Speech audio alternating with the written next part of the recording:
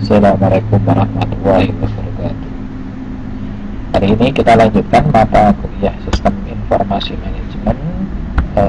Kali ini kita akan membahas tentang materi yang ketiga, yaitu data, informasi, manajemen, dan transformasi masyarakat. Nah, pada kesempatan hari ini kita coba untuk mengetahui apa yang disebut dengan teknologi informasi dan sistem informasi. Nah, perlu diketahui bahwa apa yang disebut dengan teknologi informasi adalah merupakan bentuk teknologi, jadi wujudnya teknologi untuk menangani suatu informasi.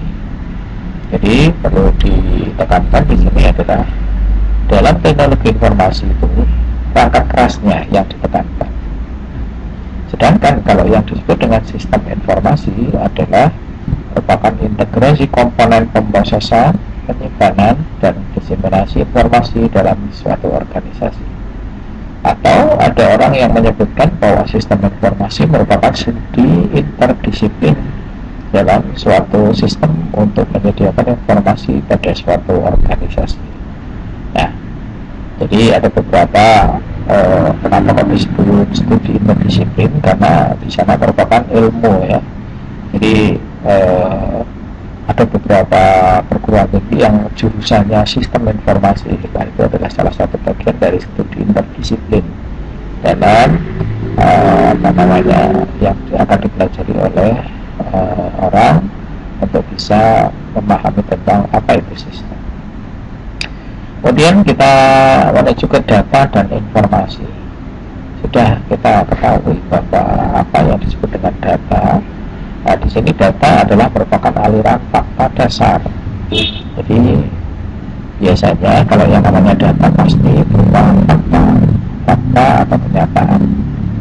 Dan kalau yang disebut dengan informasi adalah merupakan interpretasi data yang sudah disajikan dalam atau dengan cara yang berarti. Jadi data yang masih berupa fakta dasar yang orang bilang masih mentah, kemudian diproses, diinterpretasikan, dan akan disajikan dengan cara yang berarti. Artinya informasi itu adalah merupakan data yang diolah untuk bisa dimudah atau dengan mudahnya diketahui oleh masyarakat, sehingga disebut informasi, cara yang berarti ya. Jadi tidak mengalami kesulitan lagi untuk menerjemahkan apa yang disebut dengan informasi. Sedangkan informatika adalah merupakan studi tentang informasi, jadi ilmu yang mempelajari tentang informasi, baik itu berupa sistem informasi dan teknologi informasi. Contohnya, teknologi informasi adalah diantaranya adalah perangkat keras, personal komputer, Unix server, router. Kalau berupa pengguna masyarakat atau yang digunakan masyarakat ada mobil phone, smartphone, token listrik, atau masih banyak lagi. Nah, kalau contoh dari sistem informasi ini ya, ada beberapa orang menggunakan file system, databases, email server, atau email client ya. File system itu seperti ya, kita punya database yang disimpan di flash disk ya. Kemudian kita punya file-file yang berada di email.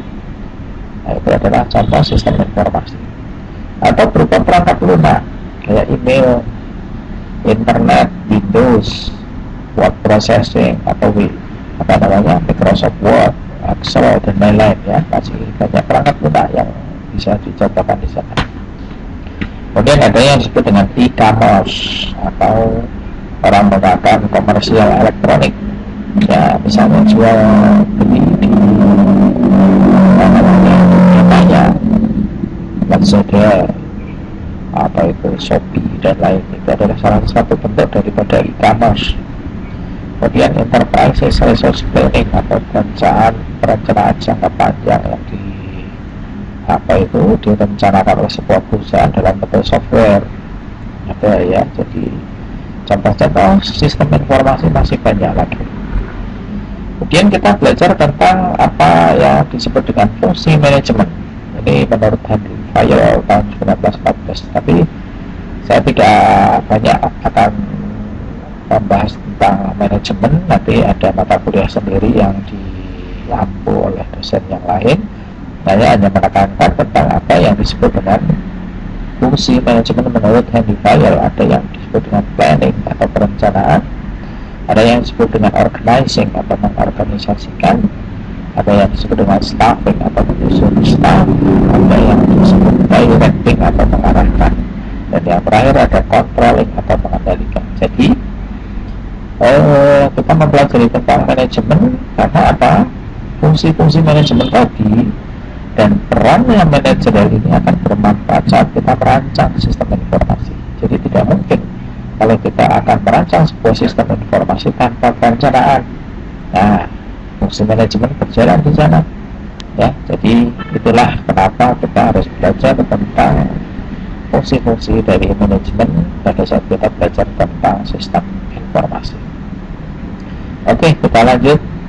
Saat ini kita akan mempelajari tentang transformasi masyarakat. Kita ketahui bahwa sebelum sampai dalam keadaan seperti ini sekarang ini, dulunya sebelum masih masih zaman belum ada teknologi, kita akan mengetahui bahwa pada gelombang pertama, yaitu sekitar tahun 800 sampai 1700, orang menyebutnya dengan gelombang 1 atau gelombang masyarakat pertanian.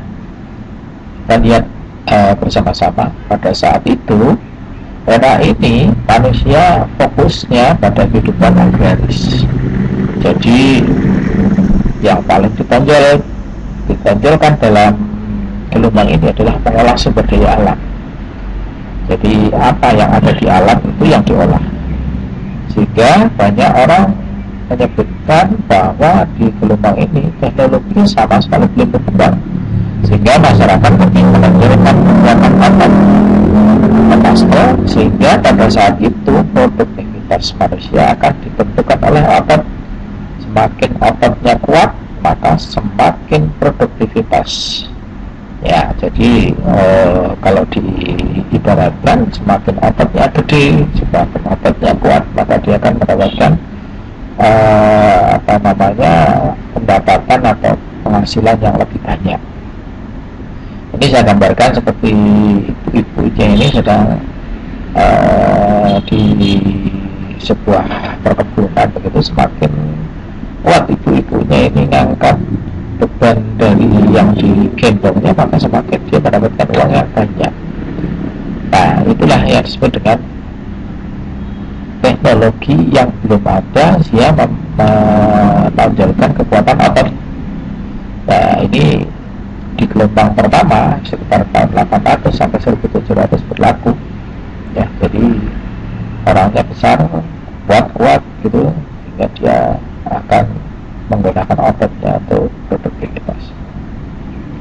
Kemudian kita ke gelombang yang kedua sekitar tahun 1700 sampai 1970. Nah, ini biasa orang menyebutnya dengan masyarakat industri, gelombang masyarakat industri. Ciri-cirinya daripada masyarakat industri, yang pertama adalah adanya peristiwa yang di sana disebut dengan nama revolusi industri, di mana manusia mengupayakan mekanisasi dalam semua aspek kehidupan. Artinya bahwa semua apa yang dilakukan yang tadinya dengan otot sekarang dibuat mekanisasi atau dibuat mesin. Nah, inilah yang disebut dengan revolusi industri. Dulu waktu di SMA kita dikenalkan adanya peristiwa revolusi industri, ditemukannya beberapa mesin uap. Nah, disitulah sekitar tahun 1700 sampai 1970 masyarakat berlomba-lomba untuk membuat mekanisasi yang tadinya saya ibaratkan orang biasanya kalau parut klopo itu ya pakai tangan, sekarang sudah menggunakan mesin. Nah, pada saat itulah ditemukan mesin pemarut kelapa. Terus masih banyak sekali bentuk-bentuk mekanisasi yang terlihat mulai tahun 1700 sampai 1970 ini, sehingga ini istilahnya disebut masyarakat industri. Dalam era ini faktor yang menonjol adalah mesin. Jadi setiap banyak penggunaan mesin diperuntukkan untuk mempermudah pekerjaan manusia, sehingga jumlah produksi meningkat dan lebih efisien. Dicontohkan kalau kita membajak sawah itu masih menggunakan tenaga kerbau atau sapi, maka pada saat itu dia hanya mendapatkan atau dalam dari mulai pagi sampai siang hanya bisa membajak sawah berapa kesel ya, kalau orang bilang itu hanya berapa meter persegi gitu. Tapi kalau sudah menggunakan alat, menggunakan mesin, menggunakan bajak, itu akan semakin banyak yang dikerjakan. Nah, di sini saya gambarkan ada sebuah pabrikan mobil yang dulu kalau kita membuat mobil ya merangkai dari mulai chassisnya, bodinya dan lain-lain. Sekarang sudah menggunakan mesin, semuanya mudah dan itu lebih cepat untuk memproduksi sebuah mobil. Juga memproduksi sepatu yang dulunya kita membuat sepatu pakai handmade, membuat dari tangan saja, sekarang sudah menggunakan mesin dan itu bisa berpuluh-puluh kali kecepatan kalau kita menggunakan tangan biasa. Nah, ini di gelombang kedua orang menyebutnya dengan masyarakat industri. Sekali lagi, ciri-cirinya adalah adanya peristiwa revolusi industri dan yang menonjol adalah penggunaan mesin. Terus kita menuju ke gelombang yang ketiga, yaitu sekitar tahun 1972, mungkin sampai sekarang itu disebut dengan masyarakat informasi, di mana ciri-cirinya adalah hadirnya atau ditemukannya internet, di mana peradaban ini sangat didukung oleh kemajuan teknologi komunikasi dan pengolahan data. Jadi setelah ditemukan internet, luar biasa sekali kehidupan masyarakat sekarang sudah tidak hanya menggunakan mesin-mesin, tapi sudah menggunakan teknologi informasi dan komunikasi. Jadi banyak orang yang sekarang tidak kemana-mana karena dia gunakan fasilitas teknologi komunikasi untuk bisa berbisnis lewat rumah saja. Nah, pada era ini faktor yang menonjol adalah pikiran. Nah, ini ya, mind dan pengetahuan. Jadi perlu diingat bahwa setiap gelombang pasti ada ciri-cirinya dan ada faktor yang menonjol. Jadi perlu diketahui bahwa pada era informasi ini memunculkan istilah masyarakat informasi atau yang disebut dengan information society, adalah suatu masyarakat di mana produksi, distribusi, dan pengolahan informasi merupakan aktivitas utamanya. Jadi bukan lagi menggunakan mesin lagi, tapi sudah menggunakan informasi sebagai media untuk hidup gitu ya.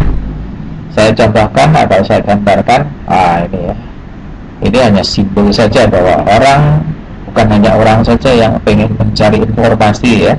Ini saya contohkan, dan juga ada beberapa anak-anak yang sudah sekolah sudah digunakan oleh beberapa bentuk-bentuk informasi atau teknologi informasi yang luar biasa perkembangannya sampai saat ini.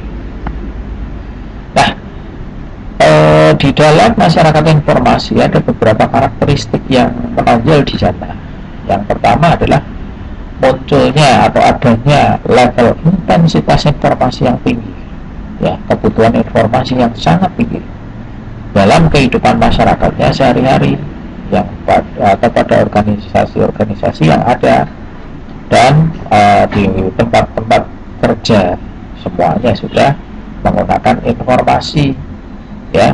Jadi misalnya saya contohkan saja sebagai seorang mahasiswa nih sekarang, kan butuh sekali yang namanya informasi yang terkini. Kuliahnya saat ini mata kuliah apa dan lain-lain. Nah, itu sudah tidak lagi datang ke kampus melihat jadwal yang ditempel gitu, sudah nggak model seperti itu sekarang. Lihat saja di WA grupnya atau di mana, sekarang sudah semacam itu. Jadi intensitasnya informasi yang sangat tinggi ini terlihat di ciri-ciri masyarakat informasi. Bahkan mungkin secara secara produknya saja, jangan HP-nya atau smartphone-nya ketinggalan di rumah akan terasa bahwa sangat sepi kehidupannya pada saat itu kalau ketinggalan, ya kan? Nah, itulah sebagai ciri-ciri bahwa intensitas informasi atau kebutuhan informasi yang sangat tinggi oleh panjenengan semuanya. Kemudian penggunaan teknologi informasi untuk kegiatan sosial, pengajaran, dan bisnis serta kegiatan-kegiatan lainnya sangat dibutuhkan pada saat itu. Nah, pada saat sekarang pun Anda lihat bahwa saya mengajar atau dalam pengajaran di perkuliahan kalau tidak menggunakan teknologi informasi serasa garing, ya. Tidak ada yang menarik daripada penyampaiannya. Nah, itulah mungkin salah satu karakteristik dari masyarakat informasi. Apalagi untuk bisnis, kalau bisnis tidak ada sentuhan teknologi informasi, maka seakan-akan ya tidak akan cepat maju gitu. Oke, kemudian kemampuan pertukaran data digital yang cepat dalam jangka atau jarak yang sangat jauh. Contohnya sekarang saya ingin ngirim file saja ke Irian Jaya misalnya, dalam hitungan berapa detik sudah sampai sana, ya cepat. Jaraknya juga jauh, apalagi hanya di Papua situ, di luar negeri ke Amerika dan lain-lain, itu dalam hitungan detik sudah sampai filenya. Ini saya ibaratkan, saya gambarkan seperti ini, antara belahan bumi sebelah timur dan barat sudah seakan-akan terhubung dengan menggunakan fasilitas informasi, menggunakan teknologi informasi ini. Maka sekarang di Indonesia banyak sekali orang yang hidupnya kebalik, artinya melayani orang-orang yang berada di belahan dunia yang lain, ya contohnya di Amerika. Kalau di sini itu siang, di sana malam. Jadi pada saat orang Amerika siang, kita melayani mereka pada siang hari, maka kita hidupnya jadi malam. Ya, jadi melayani yang mengirim file atau itu namanya membuat desain apa gitu pada saat malam hari, karena di Amerika siang hari. Apalagi di masyarakat, ya, kalau namanya kita akan mensosialisasikan tertentu, kalau tidak menggunakan teknologi informasi seakan-akan ya kita hanya mendengarkan orang berbicara akan menjadi bosan. Nah, kalau menggunakan teknologi informasi akan lebih menarik dan akan lebih cepat diterima oleh masyarakat. Nah, sekarang saya ingin bandingkan antara masyarakat industrial dan masyarakat information society atau masyarakat informasi. Kelihatan di sana kalau umpamanya ditinjau dari sumber daya yang diolahnya, masyarakat industri akan membuat tenaga dan bahan bakar. Kalau karena apa ya? Karena mesin kan, masyarakat industri butuh tenaga dan bahan bakar untuk bisa menggerakkan mesin. Sementara dalam masyarakat informasi, sumber daya yang diolahnya adalah informasi dalam bentuk transmisi data dan komputer. Jadi kelihatan sekali bedanya. Kalau industri itu butuh bahan bakar, ini yang sumber daya yang diolahnya, ya. Kalau masyarakat informasi, transmisi data dan komputer yang dibutuhkan. Ya, transmisi data itu pemancaran data, pemindahan data dari ke satu tempat ke tempat yang lain. Kemudian yang kedua adalah ditinjau dari sumber daya yang dibutuhkan. Kalau pada saat itu manusia industri butuh yang disebut modal dana, karena kan membuat mesin butuh yang namanya dana yang besar, ya, karena butuh material. Sedangkan di masyarakat informasi butuhnya bukan hanya modal dana, tapi butuh pengetahuan yang mendukung dari adanya sebuah teknologi informasi, ya. Jadi akan terlihat sekali bedanya. Kemudian yang ketiga adalah ditinjau dari keahlian sumber daya manusia yang dibutuhkannya. Masyarakat industri butuh yang disebut ahli mesin atau pekerja tanpa keterampilan tertentu. Jadi butuh tenaga yang untuk memperbaiki mesin, pekerja-pekerja yang apa itu merangkai mesin dan lain-lain. Sedangkan kalau di masyarakat informasi butuhnya adalah pekerja yang profesional dengan keterampilan yang tinggi, yaitu apa? Ya, mengelola teknologi informasi. Ya, sangat beda ya antara industrial dan information society. Kemudian kita lanjut, ditinjau dari teknologi yang digunakannya. Kalau masyarakat industri menggunakan teknologi mesin, ya karena memang pada saat itu industri yang dibutuhkan. Sedangkan masyarakat informasi menggunakan teknologi yang cerdas. Ya, beda ya. Kemudian yang kelima, ditinjau dari prinsip perkembangannya, masyarakat industri menuju ke arah pertumbuhan ekonomi, sedangkan masyarakat informasi menuju penerapan pengetahuan dalam teknologi. Bedanya kelihatan kalau umpamanya di perkembangan dari masyarakat industri, pertumbuhan ekonominya akan semakin meningkat. Kenapa? Yaitu lebih efisien menggunakan yang tadinya digunakan adalah tenaga otot manusia, sehingga dia menciptakan mesin sehingga akan memproduksi lebih cepat. Tapi kalau yang masyarakat informasi, ya dia akan menerapkan ilmu pengetahuannya dalam teknologi. Misalnya ada beberapa yang tadinya menggunakan peralatan mesin, sekarang sudah menggunakan mesin-mesin apa itu yang mesin berat, sekarang sudah menggunakan cara-cara pengetahuan teknologi seperti smartphone dan lain-lain yang digunakan untuk apa? Transaksi. Jadi produksi tetap ada, tapi transaksi penjualan dan lain-lainnya sudah tidak menggunakan manual, tapi sudah menggunakan teknologi. Yang ini akan berakibat apa?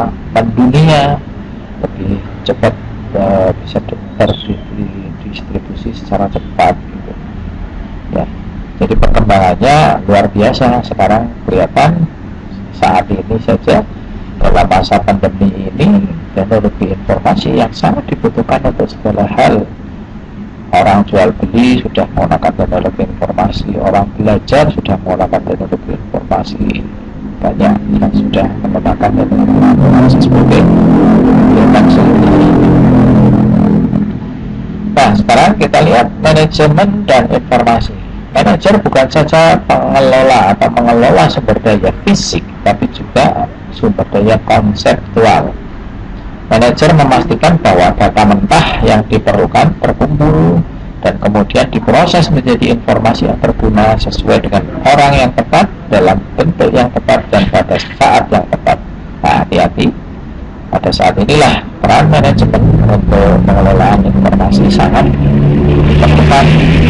Dan yang berikutnya adalah aktivitas untuk memperoleh informasi. Hati-hati, ini saya ulang lagi, aktivitas untuk memperoleh informasi, menggunakan informasi itu secara efektif, dan pembuangnya pada saat yang tepat. Inilah yang disebut dengan manajemen informasi. Nah, saya berikan seperti ini gambarannya. Jadi itulah yang disebut dengan manajemen informasi. Apa yang disebut dengan manajemen sumber daya? Nah, ada beberapa istilah. Yang pertama adalah acquire, yaitu mendapatkan sumber daya. Ya, jadi kalau mamanya ada pertanyaan, apa yang disebut dengan manajemen sumber daya? Anda bisa sebutkan hal ini ya. Acquire, yaitu mendapatkan sumber daya. Yang kedua, assemble or prepare, atau mengumpulkan atau menyiapkan sumber daya. Kemudian maximize use, penggunaan sumber daya secara maksimal. Dan yang terakhir adalah replace, atau mengganti atau membuang sumber daya yang sudah tidak dipakai lagi.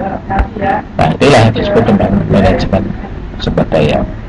Siapa saja toh para pemakai komputer? Kita lihat, pada awalnya pemakai output komputer adalah pegawai administrasi di bagian akuntansi. Karena apa? Ya, komputer sendiri kan sebenarnya ada dulu waktu diciptakan sebagai mesin hitung, ya. Tapi dalam perkembangannya sudah tidak hanya untuk menghitung saja, tapi dia digunakan untuk berbagai hal. Nah, di sini pegawai administrasi yang paling utama pada saat pertama kali ditemukannya komputer, yang komputer sendiri melakukan aplikasi pembayaran gaji, pengelolaan persediaan, dan penantian. Kemudian sistem informasi manajemen bukanlah suatu sistem untuk memproduksi informasi untuk manajemen saja, melainkan memproduksi informasi sebagai alat memecah masalah dan pengambilan keputusan. Nah, para pembangkit komputer itu ada dua hal ini ya. Yang pertama internal, yaitu pihak manajer dan non-manajer. Yang kedua adalah pihak eksternal, yaitu perusahaan di luar organisasi masyarakat luas atau yang disebut dengan publik. Nah, itu ya saya gambarkan. Nah, pentingnya sistem informasi yang pertama adalah mempertahankan dan mengembangkan suatu organisasi. Itu apa yang diperlukan? Yang pertama adalah lokasi yang beragam. Nah, inilah komputer atau sistem informasi perlu yang disebut dengan networking atau terhubung dengan komputer yang lain di tempat yang berbeda juga. Maka dibutuhkan yang disebut dengan internet. Kemudian butuh produk dan layanan baru, meningkatkan pekerjaan dan alur kerja yang lebih efisien, biayanya sedikit, etika dan isu sosialnya lebih baik. Kemudian mengantisipasi perubahan, yang pertama adalah ekonomi global, masyarakat berbasis pengetahuan dan informasi, bisnis enterprise, dan teknologi. Nah, suatu saat ada pertanyaan pentingnya sistem informasi, ada beberapa yang perlu kita sampaikan. Ya. Sistem informasi pada level organisasi, kita lihat bahwa level operasional adalah pada level pertama dalam suatu organisasi, yaitu apa? Aktivitas dasar dan transaksi rutin. Biasanya di operasional ini akan melakukan suatu transaksi rutin berupa aktivitas dasar. Kemudian akurasi dan keterkinian data, ya, karena berhubungan dengan transaksi mestinya tidak mungkin dimanipulasi, ya. Kemudian yang kedua adalah level pengetahuan atau knowledge. Nah, disinilah pihak manajemen yang menggunakan biasanya mendukung pengetahuan dan data pekerjaan, mengintegrasikan pengetahuan baru ke dalam bisnis, kemudian otomatisasi perkantoran. Nah, ini penting ya. Kemudian yang ketiga level manajemen, di sana ada pengawasan secara periodik dalam sebuah sistem informasi. Itu sudah terbiasa atau sudah bisa mengawasinya secara periodik, pengambilan keputusan atau membantu pengambilan keputusan dan administrasi. Kemudian untuk mengetahui apakah kegiatan bisnis bekerja dengan baik, nah ini akan kelihatan di level manajemen. Dan yang terakhir adalah level strategis. Nah, ini biasanya akan pihak manajemen merencanakan perencanaan strategis jangka panjang, misalnya 5 tahun ke depan itu perusahaan mau dibawa kemana. Itu inilah di level organisasi banyak sekali butuh yang namanya sistem informasi.